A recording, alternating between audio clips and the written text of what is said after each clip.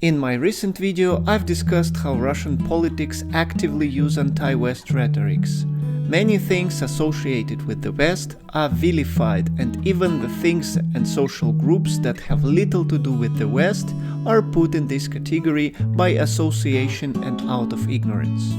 One of such groups is evangelical Christians. Although their roots are actually in the West, in Germany, England and the Netherlands, since the very beginning of the evangelical movement in Russia in 1860s, they consisted predominantly of local Russian converts. Moreover, for most of their history, they have been isolated from their fellow believers abroad and harshly persecuted by both an imperial and various Soviet governments. This forced them to develop their theology, ideology and lifestyle in their own unique manner as a response to the dominating Orthodox Christianity and the modern Soviet and Russian socio-political and cultural context. Despite all that, Russian evangelicals are still largely perceived as something alien to Russia, as some sort of dangerous Western sects, threatening the souls, minds and health of Russian people, and safety and security of the Russian Church and the Russian state. There are several reasons for this attitude. Let's address them one by one. The first obvious reason is the domination of the Orthodox Church. Claiming about 60% of the population, the Church has been one of the most important political institutes for most of her 1,000-year history. With the exception of Islam in certain parts of the country, the official Church and her most active missionaries see other faiths, especially other Christian groups, as proselytes, even invaders that undermine her authority. Protestants, along with the bitter enemy Catholics, are seen as heretics, and any Russian converting to a different Christian faith is seen as a prodigal son. One of the recent waves of bad naming of evangelicals emerged in the 2000s with the rise of the anti-cultist movement, led by Alexander Dworkin, an ex-hippie and political emigrant to the United States. He converted to the Orthodox Christianity, and back in Russia he positioned himself as an expert on marginal religious movements, most of which he painted as heretical and dangerous sects. His work has been supported by the leadership of the Orthodox Church, and to a certain extent his efforts could be instrumental in the ban of Jehovah's Witnesses in 2017. The second reason can be attributed to the success of the Soviet state propaganda, especially in the 1960s during the Khrushchev's anti-religious campaign.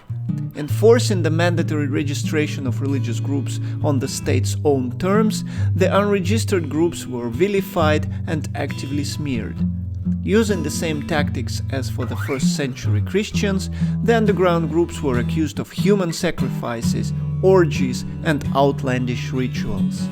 Most importantly, they were labeled as brainwashing sects with corrupt and greedy leaders, directly funded and spying for the West. These ideas were not only enforced by propagandist publications and documentaries, but also movies of a very decent artistic quality. Another important factor that influenced the negative image of evangelicals was the religious awakening of the 1990s. After the liberalization of religion was proclaimed in the last years of the Soviet Union, the country was flooded with all sorts of religious groups. Some came from abroad, some emerged locally. Some fraudulent actors saw a great opportunity to make profits on the enormous interest to religion in very troubled and turbulent times. Series of scandals emerged when certain groups disguised as religious sects abused the people's trust by brainwashing them into submission, donating all the property to the sect, and even to the point of a ritual suicide. The media widely dispersed this news without providing too much detail and oftentimes associating all unorthodox minority faiths with these fraudulent groups. This was especially the case with charismatic and neo-Pentecostal churches, many of which actually came from the West and some of which had financially corrupt and greedy leaders. To sum up, most of the distrust, hate and suspicion comes from a mere ignorance. There are many cases when people know some evangelical person and say that he's personally okay, but his church is still a dangerous sect.